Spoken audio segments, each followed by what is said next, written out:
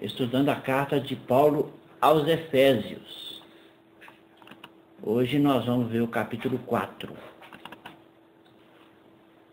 Rogo-vos, pois eu, o preso do Senhor, que andeis como é digno da vocação com que fostes chamados, com toda a humildade e mansidão, com longanimidade, suportando-vos uns aos outros em amor, procurando guardar a unidade do Espírito pelo vínculo da paz. Há um só corpo e um só Espírito, como também fostes chamados em uma só esperança da vossa vocação. Um só Senhor, uma só fé, um só batismo. Um só Deus e Pai de todos, o qual é sobre todos e por todos e em todos vós. Mas a graça foi dada a cada um de nós segundo a medida do dom de Cristo. Por isso diz, subindo ao alto, levou cativo o cativeiro e deu dons aos homens. Ora, isto ele subiu, que é, senão que também antes tinha descido às partes mais baixas da terra. Aquele que desceu é também o mesmo que subiu acima de todos os céus, para cumprir todas as coisas. E ele mesmo deu uns para apóstolos, e outros para profetas, e outros para evangelistas, e outros para pastores e doutores, querendo o aperfeiçoamento dos santos para a obra do ministério, para a edificação do corpo de Cristo, até que todos cheguemos à unidade da fé e ao conhecimento do Filho de Deus, a homem perfeito, à medida da estatura completa de Cristo, para que não sejamos mais meninos inconstantes, levados em roda por todo vento de doutrina, pelo engano dos homens que com astúcia enganam fraudulosamente. Antes, seguindo a verdade em amor, cresçamos em tudo naquele que é a cabeça, Cristo, do qual todo o corpo, bem ajustado e ligado pelo auxílio de todas as juntas, segundo a justa operação de cada parte, faz o aumento do corpo para a sua edificação em amor. E digo isto e testifico no Senhor, para que não andeis mais como andam também os outros gentios, na vaidade da sua mente, entenebrecidos no entendimento, separados da vida de Deus pela ignorância que há neles, pela dureza do seu coração, os quais, havendo perdido todo o sentimento, se entregam à dissolução para com avidez cometerem toda a impureza. Mas vós não aprendestes assim a Cristo, se é que o tendes ouvido, e nele fostes ensinado, como está a verdade em Jesus. Que quanto ao trato passado, vos despojeis do velho homem que se corrompe pelas concupiscências do engano, e vos renoveis no espírito da vossa mente, e vos revistais do novo homem que, segundo Deus, é criado em verdadeira justiça e santidade. Por isso deixai a mentira e falai a verdade cada um com seu próximo, porque somos membros uns dos outros. Irai-vos e não pequeis. Não se ponha o sol sobre a vossa ira. Não deis lugar ao diabo. Aquele que furtava, não furte mais.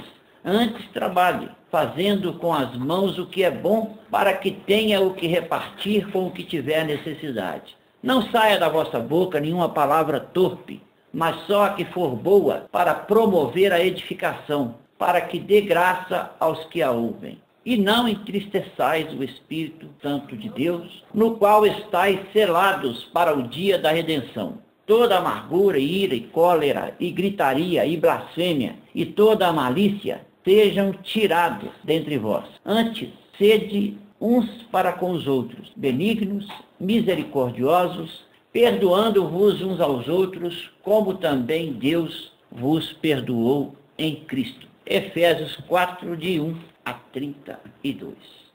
Esse capítulo fala como que é a vida e o serviço do crente. Começa falando que é uma vida digna de alta posição. Ele estava preso e ele estava pedindo que os irmãos vivessem com toda humildade e mansidão, suportando uns aos outros em amor. Depois ele fala sobre os 7 fatores da unidade do corpo de Cristo. Um só corpo, um só Espírito, uma só esperança, um só Senhor, uma só fé, um só batismo, um só Deus e Pai de todos, o qual é sobre todos e por todos e em todos vós. Então, se a gente resolver ou tomar a decisão de viver a nossa vida cristã, buscando o que Deus quer de nós, que é a unidade, que é a colaboração uns com os outros, que é a comunhão uns com os outros, porque Deus abençoa onde há união, Deus abençoa onde há comunhão, Deus abençoa onde os irmãos estão unidos,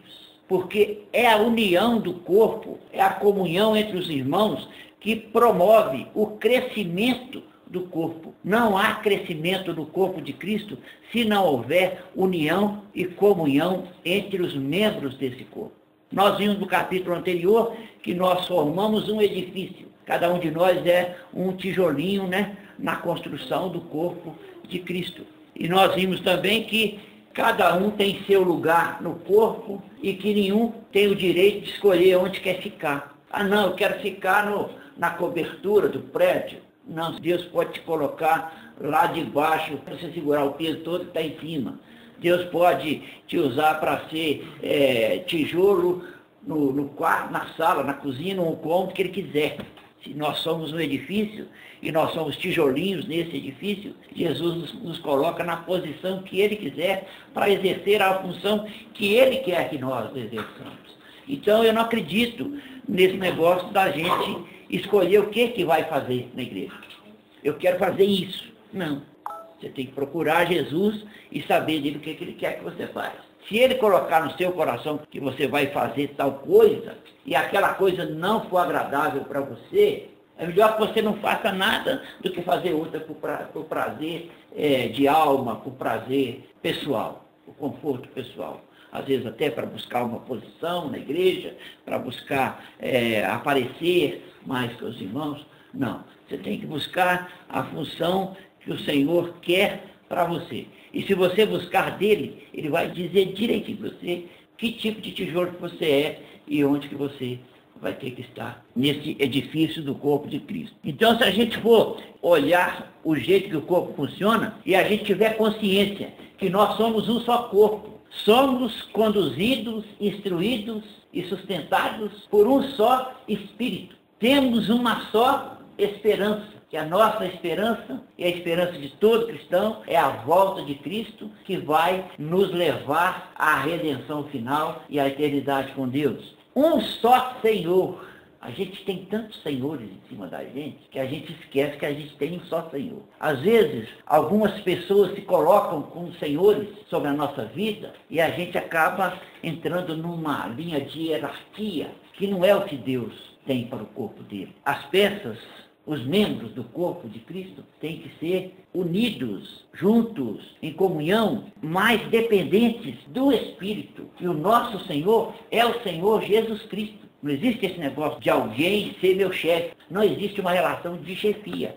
Relação de chefia é na denominação. Se você faz parte lá, você vai estar com todo o direito de se colocar debaixo de uma autoridade de alguém. Mas a unidade do corpo de Cristo, desse corpo que nós fazemos parte a partir do dia que nós somos ressuscitados, nós somos todos os crentes da terra, formam um único corpo.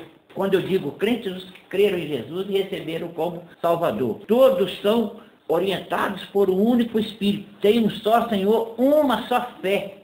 A fé de que nós tivemos os nossos pecados perdoados em Jesus, a fé de que Jesus vai nos conduzir até o final, que vai concluir a obra que Ele começou em nós, a fé que não depende de que façamos nada para sermos salvos, que a nossa salvação foi conquistada a duras penas, com muita dor, com muito sofrimento, por Jesus na cruz do Calvário, e que nós precisamos crer que nós temos um só batismo. O que é um só batismo? O que é o batismo? O batismo na religião, na vida da denominação, como ritual religioso, é aquele ato onde eu sou mergulhado na água, onde eu morro para o mundo e renasço para Deus, ou é aquele ato onde na igreja presbiteriana, por exemplo, o pastor vai e derrama uma água na cabeça do batizado, E esse um só batismo que fala aqui,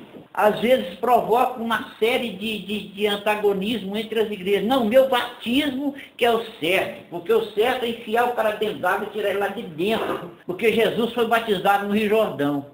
Um só batismo é o batismo espiritual de arrependimento. É uma demonstração pública de que você se arrependeu da vida que você levava, que você recebeu Jesus como seu Salvador, e você está mostrando para o mundo espiritual que a partir daquele dia você não pertence mais ao império das trevas, que você faz parte do corpo de Cristo, que você é membro do corpo de Cristo. Esse ritual religioso, eu creio que qualquer deles seja válido. Até pouco tempo eu não pensava assim. Passei a pensar assim depois de muita conversa com Jesus. Ele colocou no meu coração que esse modus operandi, para ele, não tem muita importância. O que importa para ele é o que o ato do batismo opera no coração da pessoa que foi batizada. Então eu não posso falar que o batismo da presbiteriana está errado, porque ele simplesmente joga água na pessoa.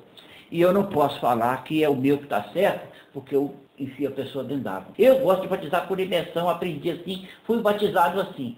Mas isso não me dá o direito de criticar o outro tipo, a outra forma de batismo. Porque o que importa é o batismo que ocorre aqui dentro. Essa demonstração física para o exterior, para o mundo espiritual, os demônios vão entender do mesmo jeito. Eu sendo jogado no mar, ou eu sendo mergulhado. Porque o que importa é esse aí, o batismo que ocorre dentro do coração da pessoa. Um só Deus e Pai de todos. Se nós vivermos com a consciência que Deus é o nosso Pai, que nós somos filhos dele, o resto que tem aqui para trás aqui, os outros uns aqui para trás, fica fácil para a vida da gente. Porque eu vou viver nessa terra, eu vou andar nesse mundo com a consciência que eu não sou órfão. Eu tenho um pai, eu tenho um pai que me ama, eu tenho um pai que cuida de mim. Às vezes eu passo por uma doença, às vezes eu passo por um aperto, às vezes eu passo por uma tribulação forte, às vezes eu enfrento um deserto grande, uma grande tempestade, passo por um vale muito profundo, às vezes até no vale da sombra da morte, quando a gente vê a morte perto e pensa, agora eu vou, mas a gente sabe que Jesus está conosco, Jesus está no barco, Jesus está caminhando conosco, Jesus está sendo o nosso refúgio, a nossa fortaleza, a nossa paz, a nossa cura e a nossa certeza de que tudo que acontece aqui vai passar. Vai passar as coisas boas, vão passar as coisas ruins, e no final de tudo eu serei mais do que vencedor por aquele que me amou. E eu vou ser mais do que vencedor, não é o dia que eu tiver conquistado todas as coisas aqui na terra. Vai ser o dia que eu desembarcar de alguma maneira numa rua de Jerusalém e sair caminhando. Aqui agora é a minha cidade, aqui é o meu lar, aqui é onde eu vou viver a eternidade com Jesus. Esse aí vai ser o dia da minha vitória. Vai ser o dia onde Amém. Não vão acontecer mais as vicissitudes da terra e a gente vai viver em paz eternamente com Jesus. Aí depois, aqui a partir do versículo 7, ele fala sobre os dons do Cristo ressurreto. E aqui o que a gente aprende aqui? Que existe funções no corpo de Cristo. Tem os apóstolos, tem os profetas, tem os evangelistas, tem os mestres e tem os pastores. Cada um com a sua função. Isso não é cargo, isso não é linha hierárquica. Eu vi um irmão falar comigo um dia desse que ele foi promovido. Ele era obreiro, passou a ser diácono, para depois passar a ser evangelista, para depois passar a pastor, para depois passar a ser apóstolo, e vai crescer nessa degrau, dessas escadas aí. Mas no reino de Deus não existe essa hierarquia. Isso não é cargo, isso é função. Você pode não ter tido nenhum cargo na igreja nenhuma e Jesus te dá uma capacidade de discernimento, de entendimento da palavra e fazer de você um mestre sem você nunca ter entrado num seminário. Jesus pode colocar em você um amor pelas almas, um amor por cuidar das pessoas, para ser pastor, para poder cuidar de gente, ensinar as pessoas a caminhar com Deus. Deus pode te usar com um desejo grande e forte de ganhar almas. E você sai por aí pregando o Evangelho, vai pregar o Evangelho nas praças, vai pregar nos prostíbulos, vai pregar nos shoppings da vida, porque você vai ser um evangelista. E isso aí não é homem que te capacita, isso é Deus que te capacita. Você pode desenvolver buscar ferramentas, buscar conhecimento para você exercer aquilo para que Deus te chamou. Mas não é cargo, é função, é coisa que Deus quer que você faça, não que Deus quer que você seja. Você não é pastor, você exerce um pastorado. Você não é mestre, você ensina, porque o mestre é o Espírito Santo. Você ensina o que o Espírito Santo ministra em você. Você não vai falar o que vem da sua cabeça. Se você estiver falando o que vem da sua cabeça, não vai edificar ninguém, não vai servir de instrução para o coração de ninguém. Você vai ser o que Deus quer que você seja quando você se dispuser a ouvir a voz dele e fazer o que ele mandar você fazer.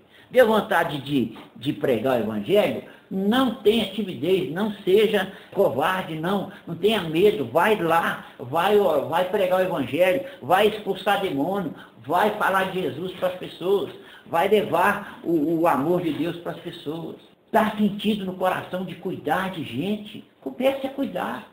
Comece a visitar hospitais, comece a visitar prisões, comece a visitar seus vizinhos, comece a reunir com pessoas para falar do amor de Deus, para conversar, para crescer junto. Eu não estou aqui para ensinar nada para ninguém, eu estou aqui para aprender junto. Eu estou falando com vocês o que o Espírito Santo coloca no meu coração para falar, e porque quando eu estou falando com vocês, ele está falando comigo também. E ele falou comigo quando eu estava estudando, ele falou comigo quando eu estava lendo, ele falou comigo quando eu estava meditando. Então, são ferramentas, são coisas que a gente faz para poder falar do amor de Deus. Mas essas palavras aqui, apóstolos, profetas, evangelistas, mestres, pastores, são funções, não são cargos. E profeta não é aquele que chega para você, esse que eu te digo, que a partir de amanhã a sua causa na justiça vai ser resolvida. Tem alguém aqui que está com a causa na justiça e o senhor está falando que vai ser resolvida. O senhor não está falando coisa nenhuma, está um revelamento ali.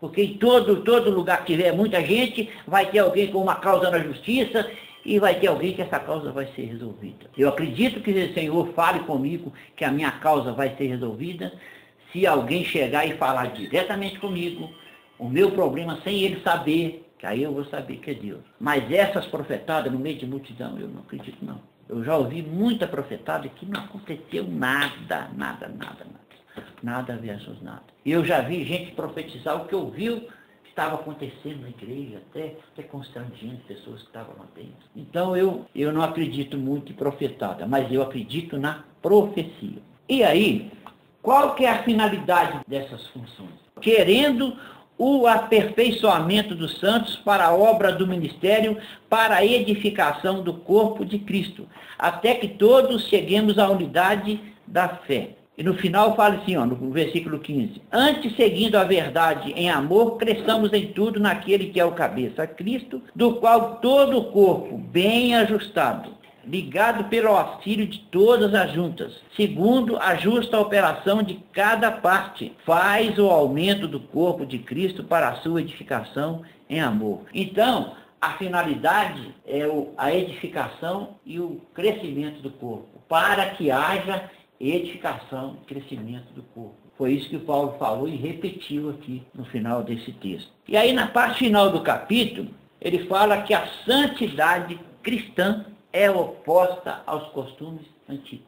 O que nós aprendemos aí com santidade cristã oposta aos costumes antigos? Fala da nossa vida passada. Quando eu vivia sem Jesus, eu não tinha consciência do pecado como eu tenho hoje. Eu não tinha preocupação em pecar ou em deixar de pecar, como eu tenho hoje. Eu não deixei de ser pecador, continuo sendo pecador, porque a Bíblia diz que se eu falar que não sou pecador, eu sou mentiroso. Mas agora eu sou um pecador que peca por acidente, não peca mais por hábito, por costume. Então, a minha vida cristã antes era de um jeito, que não era nem uma vida cristã. A minha vida hoje, que é cristã, é uma vida onde eu procuro me sujeitar ao Espírito, me deixar ser conduzido pelo Espírito, para ir deixando os frutos da carne, para passar a produzir, a permitir que o Espírito Santo produza os frutos dele através da minha vida. Então, nesse capítulo 4, a gente aprende que a igreja precisa viver em união. A gente aprende que, às vezes, o meu jeito de fazer, por ser diferente do jeito que o outro faz, para Deus não vai ter muita diferença, porque para Deus interessa o que está dentro do meu coração, para Deus interessa o que acontece no meu espírito. Que as funções de cada um no corpo de Cristo são determinadas pelo próprio Cristo e não são hierárquicas. São funções para edificação e crescimento do corpo. E como eu faço parte do corpo, quando eu estou ministrando, eu também estou sendo edificado. Eu também estou sendo nutrido pela palavra de Deus, pela ministração que está sendo feita. No próximo capítulo, nós vamos aprender como andar como crente, como lidar com as obras das trevas e como viver em dias maus. Nesse capítulo de hoje, eu creio que o principal que a gente precisa guardar: nós somos um só corpo, conduzidos por um só Espírito, temos uma só esperança, um só Senhor, uma só fé, um só batismo, um só Deus que é Pai de todos nós e que é sobre todos nós e que é por todos nós e que está em todos nós, habitando em nós através do Espírito Santo. Então nós temos que guardar principalmente isso. Nós somos um corpo, temos um Espírito que habita em nós e que nos instrui, que nos conduz, e temos um Pai que cuida de nós, mesmo quando a gente não vê que Ele está cuidando. Amém?